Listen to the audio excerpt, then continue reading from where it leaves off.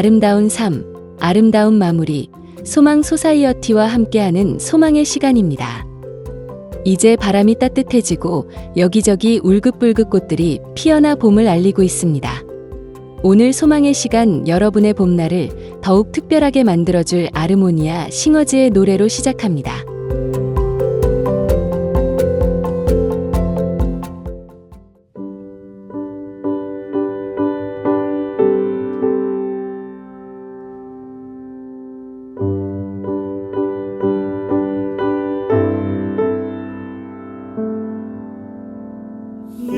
예수가 우리를 부르는 소리 금성 부드러워 문 앞에 나와서 사면을 보며 우리를 기다리네.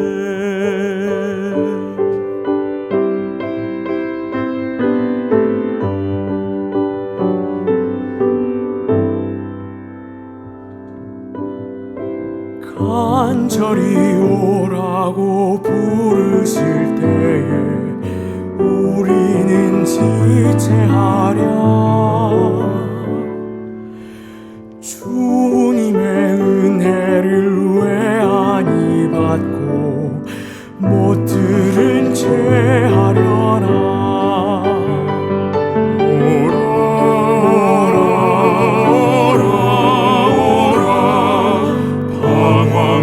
말고 오라.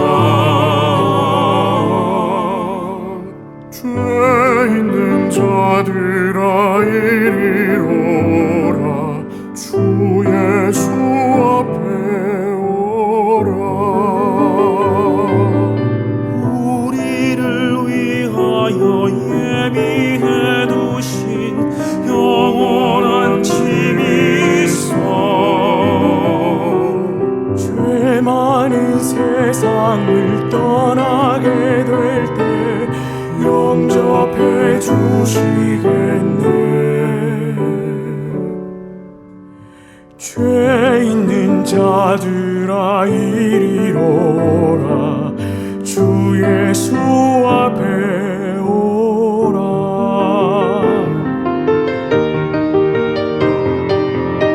예수가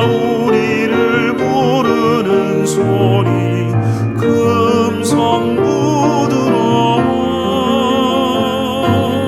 문 앞에 나와서 사면을 보며 우리를 기다리네. 오라 오라 오라 방황치 말고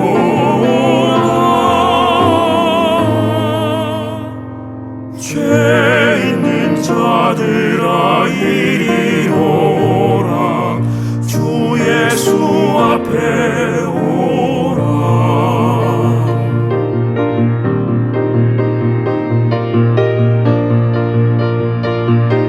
주 예수 앞에 오라.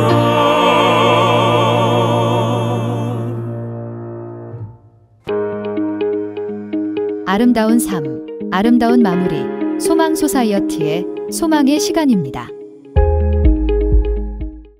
지난주 소망 소사이어티가 기획하고 출간한 자서전 바람꽃의 첫 번째 주인공, 소망 중창단의 반주자로 봉사하고 계신 강혜옥님의 이야기를 함께 나누었습니다. 오늘부터는 두 번째 주인공, 김동현님의 이야기를 함께 나누려고 합니다. 김동현님의 신앙과 삶에 관한 여정을 생생하게 그려내주신 구술작가 윤진아님께 감사의 인사를 전하며 김동현님의 이야기 시작합니다. 한 아이를 키우기 위해서는 온 마을이 필요하다는 말이 있습니다. 1935년 8월 12일 계룡산 서쪽 아주 작은 시골 마을 경천에서 태어난 저를 말 그대로 온 마을이 키워주셨습니다. 하늘을 섬기는 마을이라 하여 이름 붙은 경천마을. 일찍이 남편, 제 할아버지를 잃고 과부가 되신 저의 할머니는 그곳 경천에서 교회를 세우셨습니다. 대장부의 기지를 가지신 할머니의 교회는 이내 작은 마을의 중심이 되었고 마을 사람들은 교회로 모여들었습니다. 마을의 큰 어른이자 스승으로 존경받던 할머니의 첫 손자인 저를 교회 신도분들은 아주 귀여워해 주셨고 보살핌을 아끼지 않으셨습니다. 교회는 저의 집이자 학교이자 놀이터였습니다. 아버지는 돈을 벌기 위해 일본이나 서울 등지를 다니며 일을 하셨는데 어린 시절 아버지의 빈자리를 교회가 채워줬습니다. 저는 매일같이 할머니의 예배당에서 예배를 드리고 하나님의 말씀을 들었습니다. 일제강점기, 가난하고 피폐했던 당시의 상황에서 제가 교회에서 태어나고 유년기를 보낸 것은 큰 축복이자 은혜였습니다. 여느 아이들과 같이 춥고 배고픈 건 어쩔 수 없었겠지만 저의 정신을 하나님의 말씀이 채워주고 있었던 것입니다. 성경을 통해 읽고 할머니를 통해 듣는 하나님의 말씀은 저의 정신을 건강하고 풍요롭게 형성하고 있었습니다. 특히 전도사로 계셨던 성인덕님의 보살핌과 가르침은 저의 인생 전반의 자양분이 되었고 아직도 저는 그분의 인자한 미소와 따뜻한 사랑을 잊지 못합니다.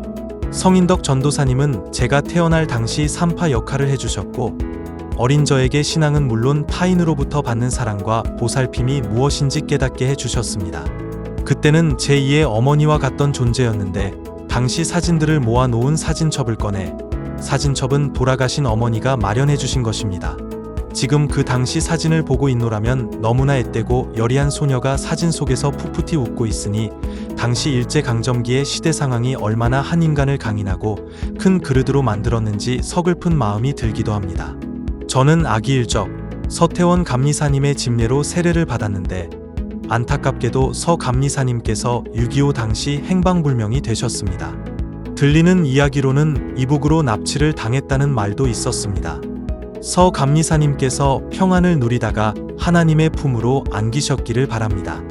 8살이 되던 1943년 계룡국민학교에 3학년으로 입학했습니다. 그 학교는 우리 집에서 꽤나 먼 거리에 있었는데 지금 제가 생각해도 제 자신이 기특한 것은 비가 오나 눈이 오나 학교를 다닌 것입니다. 장마가 오면 학교를 가기 위해 건너야 하는 다리가 물에 잠기곤 했는데 누군가의 등에 엎여서 그 다리를 건너가는 한이 있더라도 저는 기어코 학교에 가고야 말았습니다. 저의 성격이 성실한 이유도 있었겠지만 저를 등에 업고 그 비를 헤치며 다리를 건너주었던 형님과 우리 집에서 살림을 도와주셨던 분의 도움이 있었기에 가능한 일이었습니다. 그렇게 성실하게 개근을 하며 학교를 다녔습니다. 일제강점기와 가난 속에서도 교회 안에서 사람들은 서로를 돌봤고 저 역시 타인으로부터 받은 돌봄을 동생들에게 나눠주며 그 시대를 견뎌냈습니다.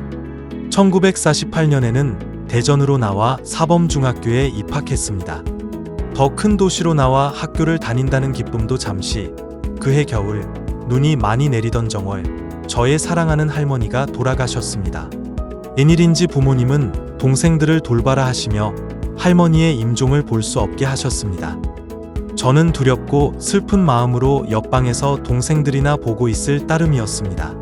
그렇게 할머니는 돌아가셨고 눈발이 슬프게도 흩날리던 사이로 상여가 나가는 모습을 보며 제 마음 한구석에서 무언가가 덜컹 떨어져 나가는 것만 같았습니다. 아직도 그 상여 나가던 모습과 할머니 묻히신 곳에 대한 기억이 할머니에 대한 그리움과 함께 제 기억 속으로 불쑥 찾아올 때가 있습니다. 할머니의 나이보다 더 나이가 들었을지도 모를 지금까지도 저는 할머니의 사랑을 온 마음으로 느끼고 있습니다. 할머니가 하나님 곁에서 저를 지켜보고 계시리라 믿습니다. 중학교 생활 역시 초등학교 때 그러했던 것처럼 어린 동생들까지 돌보며 성실하게 잘 수행해냈습니다. 그러던 중 1950년 6.25가 발발했습니다. 힘들고 고된 피난살이가 시작된 것입니다. 더욱이 그 해에는 5째 동생까지 태어났습니다. 돌이켜 생각해보면 지금 아이 한둘을 낳고도 키우느라 힘든데 15의 나이로 4-5이나 되는 어린 동생들을 돌봐야 했으니 참으로 정신없이 바빴을 것입니다. 그렇다고 불평을 할 수도 없는 노릇이고 저도 이만저만 마음고생이 있었지 않았나 그때의 저에게 애틋한 마음이 듭니다. 너무나 가슴 아픈 일도 있었습니다. 4살 된 여동생이 뇌염으로 세상을 떠난 것입니다. 안타깝게도 동생을 치료할 의사가 없었습니다. 지독한 가난과 전쟁의 상황에서 제대로 된 의료 서비스를 기대조차 할 수 없었습니다. 작은 몸으로 뇌염의 고통을 견디던 동생은 고작 4해를 살고 세상을 떠났습니다. 그러나 동생을 잃은 아픔은 꾹꾹 누르고 살아남은 사람들은 또 지난한 삶을 살아야 했습니다. 그러한 슬픔과 절망은 알게 모르게 저의 무의식에 깊은 상처를 남겨 훗날 저에게 영향을 끼쳤을지도 모를 일입니다. 어린 시절 어떻게 견뎌낸 건지도 모를 그 힘들었던 피난살이의 고통과 결핍은 제 정신을 강인하게 단련시켜 후에 어려운 공부를 하고 직업을 수행하는데 뚝심으로서 작용했으리라 생각됩니다. 상처를 견뎌내고 살아가야 한다는 삶에 대한 강한 투지, 유의사의 길 이민자, 로서의 3등등 저를 이루는 모든 것들은 삶의 고난과 역경 그리고 그것들을 극복한 총체적 합의 형태일 것입니다.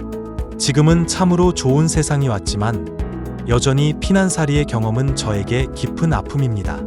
무슨 일이 터질지 모를 전쟁통에서 하루하루 살아남기만을 갈망하며 숨죽여 살다 1.4 후퇴 때는 큰 아버지의 제안으로 트럭을 타고 전라도를 거쳐 마산으로 피난을 갔습니다. 마산에서 얼마간 지내다 헤어져 살던 아버지를 만났습니다. 아버지는 거제도로 거처를 옮기자 하셨습니다. 거제도에는 이북 출신 피난민들이 많이 모여 살고 있었습니다. 아버지는 거제도에서 일명 밀크스테이션, 우유배급소를 하며 생계를 꾸려 나가셨고 피난민들을 돕기도 하셨습니다. 방 한 칸에서 부모님과 우리 4형제가 함께 살았습니다. 거제도에서 저는 중학교 공부를 끝냈습니다. 아무리 어려운 상황에서도 제가 학업을 수행할 수 있었음에 감사합니다. 그 후 우리 식구는 다시 대전으로 올라왔습니다. 아버지께서는 대전에서 큰아버지와 함께 고아원을 운영하셨고 저와 형제들은 고아원의 고아들과 함께 생활했습니다. 슬픔이 도처에서 일상과 함께이던 시절이었습니다. 저는 대전고등학교에서 무사히 고등학교 공부를 마쳤습니다. 무사히라기보다는 성공적으로라는 표현이 더 적합할지 모르겠습니다. 대전고등학교에서 유일한 연세대 의대 합격생이었으니 말입니다. 신학이나 철학을 전공할까도 고민했지만 아버지께서는 신학은 나중에 공부하더라도 우선은 돈을 더 벌 수 있는 의사의 길을 선택하길 권유하셨습니다. 당시 대한민국 국민 대부분이 그러했듯이 우리는 가난했고 배고팠기 때문입니다. 지금 만약 그때로 돌아가서 다시 선택하라고 한다면 철학이나 신학을 선택하지 않을까 싶습니다. 인간 존재와 삶의 근본을 공부해 보고 싶은 갈망이 여전히 제 마음속에 자리하고 있기 때문입니다. 연세대 의대를 입학했다고 해서 그 후로 모든 것이 잘 풀렸던 것은 아닙니다. 가난했기에 학업은 힘들고 어려웠습니다. 하물며 이런 일도 있었습니다. 의대 첫 해를 잘 보냈지만 2학년 2학기 등록을 앞두고 등록금을 마련하지 못한 것입니다. 등록 마감 바로 다음 날 아버지께서 어디선가 등록금을 마련해 오셨습니다. 여기저기 손 벌리며 힘들게 마련하셨을 그 등록금을 들고 총장님을 찾아갔지만 이미 어제 마감되었으니 등록이 안 된다는 것이었습니다. 단 하루가 지났을 뿐인데 말입니다. 결국 그 학기에는 학교를 다니지 못했습니다. 이듬해 예과 2년을 첫 학기부터 다시 공부하였습니다. 3, 4학년 때에는 박정희 정부로부터 장학금을 받으며 공부를 했습니다. 그리고 그 장학금을 갚는 일환으로 무이촌, 이사가 없는 지역에서 일요 활동을 하였는데 강화도에서 군의관으로 있으면서 일요 활동을 하였습니다. 강화도에서의 생활은 크게 바쁘거나 힘들지 않았지만 말 그대로 일감이 없으니 늘 바쁘고 치열하게 살아온 저로서는 좀 더 알차게 시간을 채울 방법을 궁리해야 했습니다. 그러던 차에 강화도에서 다니시던 감리교회의 신흥균 전도사님께서 성경 공부 프로그램에 참석할 것을 권유하셨고 그것은 성경을 체계적으로 공부할 수 있는 더없이 좋은 기회였습니다. 프로그램은 감리교 본부 통신과에서 주최하던 것이었는데 문서로 과제가 오면 과제를 풀어 다시 보내고 통신과에서는 그것을 받아 채점하는 방식이었습니다. 이렇게 과제를 풀어봄으로써 신구약을 모두 공부할 수 있었습니다. 그리고 당시 프로그램의 담당자가 있었는데 그분이 기하의 인생에 어떤 존재가 될지 그 당시에는 전혀 알지 못했습니다. 하나님은 이렇게 때때로 위트 있게 삶을 안내하실 때가 있습니다.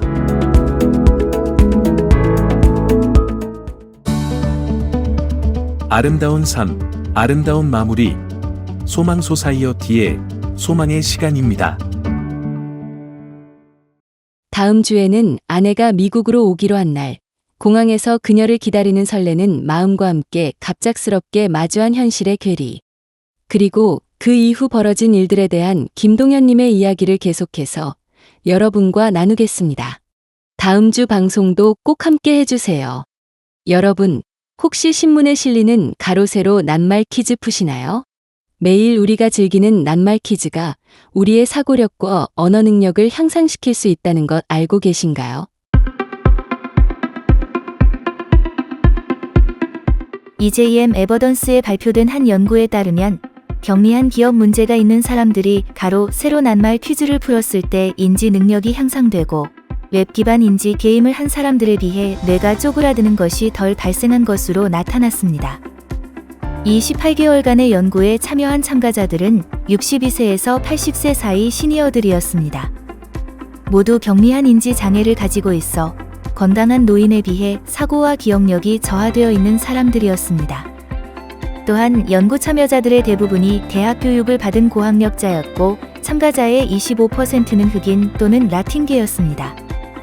연구 참가자들은 세로 낱말 퀴즈를 푸는 그룹과 온라인 인지 게임을 하는 그룹으로 무작위 배정되어 12주 동안 주 4회 30분씩 세로 낱말 퀴즈를 풀거나 온라인 인지 게임에 참여했습니다. 이 연구에서는 12주 후에 세로 낱말 퀴즈 그룹 참가자들의 인지 능력이 약 1.78주 시점에서 약 0.5점 향상된 것으로 나타났습니다. 인지 능력 1점 향상이 그리 많지 않아 보일 수 있지만 알츠하이머병 환자의 사고와 기억력 개선을 위한 약물 FDA 승인 콜리네스터라제 억제제가 2점 차이를 기반으로 승인되었다는 점을 고려하면 세로 낱말 퀴즈를 하는 사람 중 37%가 적어도 2점 향상을 보였다는 것은 의미가 있습니다. 또한 경미한 인지 장애를 가진 사람의 절반 정도는 시간이 지남에 따라 사고와 기억력이 감소하는 경향이 있습니다. 따라서 12주와 78주 모두에서 인지 능력의 개선을 보이는 것은 상당히 인상적입니다. 또한 인지장애가 있을수록 정상적인 노화 과정을 겪는 시니어에 비해 뇌가 더 많이 쪼그라드는 경향이 있는데 세로 낱말 퀴즈 그룹 참여자들은 18개월의 연구기간 동안 기억을 담당하는 뇌해마와 사고에 관여하는 뇌피질에서 뇌 쪼그라듦이 덜 발생한 것으로 나타났습니다. 세로 낱말 퀴즈가 이처럼 사고와 기억력을 향상시키고 또 뇌의 수축을 늦출 수 있는 데에는 아마도 첫째, 세로 낱말 퀴즈를 하는 것은 어렵고 적당히 어려운 인지 과제를 수행하는 것이 인지 및 뇌 건강에 도움이 될 수 있다는 점. 둘째, 잘 설계된 세로 낱말 퀴즈에 들어갈 올바른 단어를 찾기 위해 뇌의 여러 부위를 활성화시키고 뇌에서 새로운 연결을 자극하게 된다는 점. 마지막으로 세로 낱말 퀴즈는 일반적으로 사회적 활동이기 때문에 사회적 활동은 뇌의 다른 부분 간의 연결성 향상과 연결되어 있기 때문이라고 여겨집니다. 뇌 건강에 도움이 되는 세로 낱말 퀴즈. 오늘부터 시작해보시면 어떨까요? 옆에 배우자 또는 친구들과 함께 퀴즈를 풀면 뇌 건강도 지키고 또 주변 사람들과 좋은 추억도 만드는 일석이조의 효과가 있겠죠?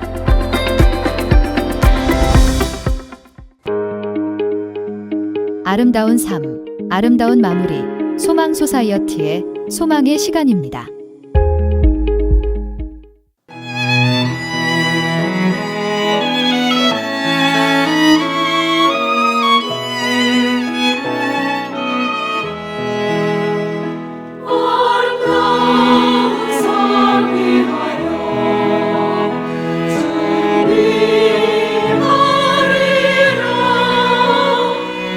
올라가는 여행이네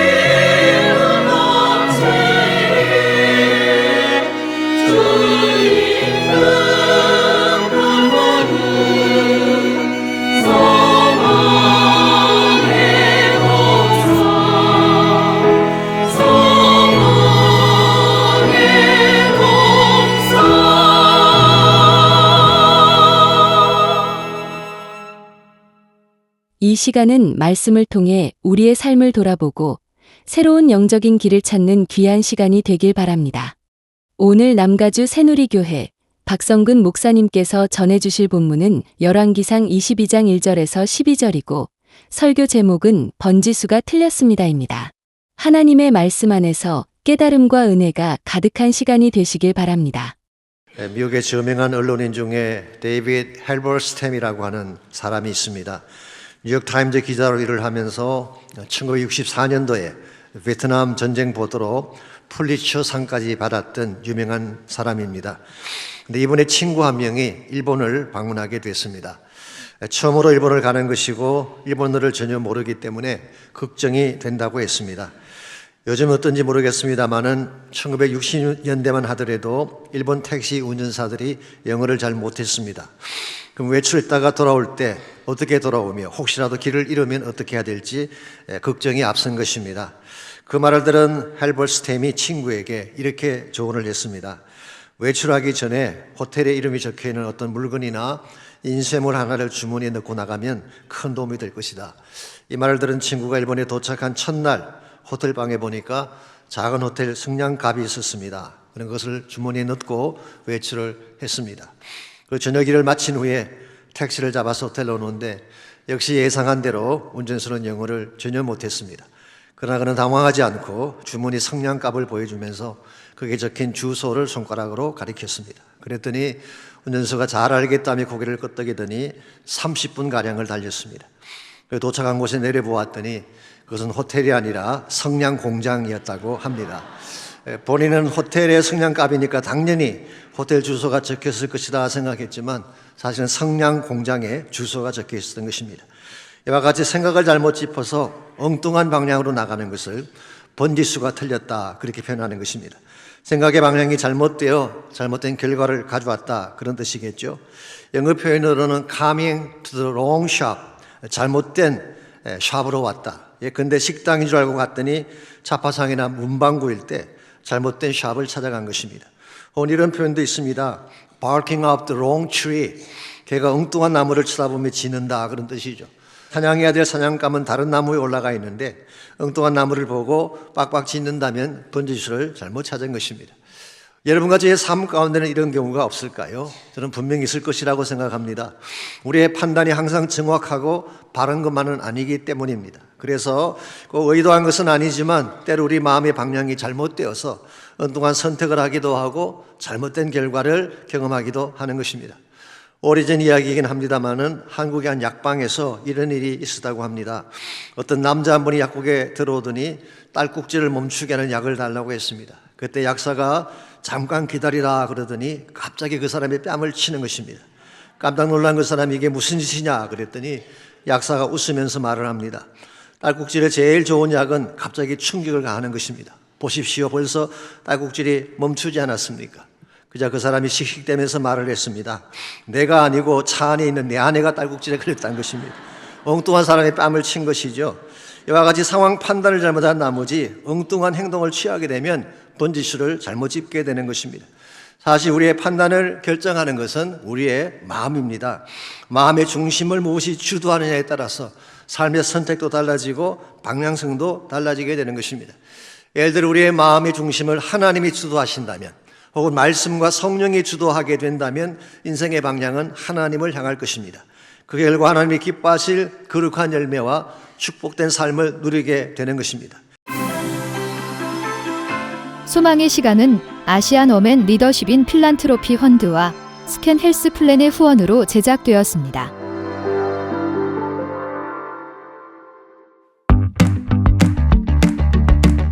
소망 소사이어티는 아름다운 삶, 아름다운 마무리라는 슬로건을 걸고 한인 시니어들의 웰빙, 웰에이징, 엘다잉을 위한 교육과 관련 프로그램을 제공하는 비영리 단체입니다.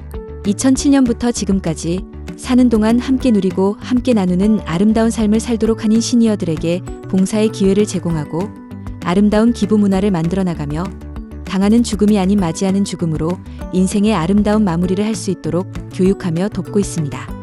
소망 소사이어티는 사전 유료 지시서가 포함된 소망 유언서를 작성함으로써 뜻하지 않은 질병 혹은 사고로 의식불명 상태가 되었을 때 어떠한 의료행위를 받을 것인가를 미리 결정하고 문서로 남겨 환자와 가족이 존엄한 임종과 아름다운 마무리를 할 수 있도록 돕고 있습니다. 소망 소사이어티의 메모리 케어 프로그램은 뇌건강 교육, 메모리 테스트, 사전 의료 지시서, 가족 간병인 교육과 지원, 집 안전 평가 및 시니어 이상행동 시 대처법 등을 제공합니다. 치매를 앓고 계시거나 치매 어르신을 돌보고 있는 가족이거나 기억력이 나빠져서 치매가 걱정된다면 소망 소사이어티로 연락 주십시오. 메모리 케어 프로그램을 담당하는 LCSW 니키 베리트이 먼저 카운슬링을 하고 소망의 케어 내비게이터와 연결해서 필요한 도움을 드릴 수 있도록 하고 있습니다. 또한 초기 치매이신 분들을 위한 소셜 프로그램 소망 케어 클래스와 한국말로 진행하는 치매 가족 간병인 지원 모임을 남가주 새누리교회와 오렌지 카운티 애나하임 한인교회에서 운영하고 있습니다. 치매를 앓고 계신 한인 시니어들의 2세 자녀들과 영어가 편한 가족 간병인을 위한 영어로 진행하는 치매 가족 간병인 지원 모임도 비대면 줌으로 진행하고 있고 페이스북 가족 간병인 그룹을 운영하고 있습니다. 페이스북 가족 간병인 그룹에 치매와 가족 간병에 관한 질문을 남겨주시면 답을 드리고 있습니다. 소망 메모리 케어 프로그램에 대한 문의는 소망 소사이어티로 연락 주십시오.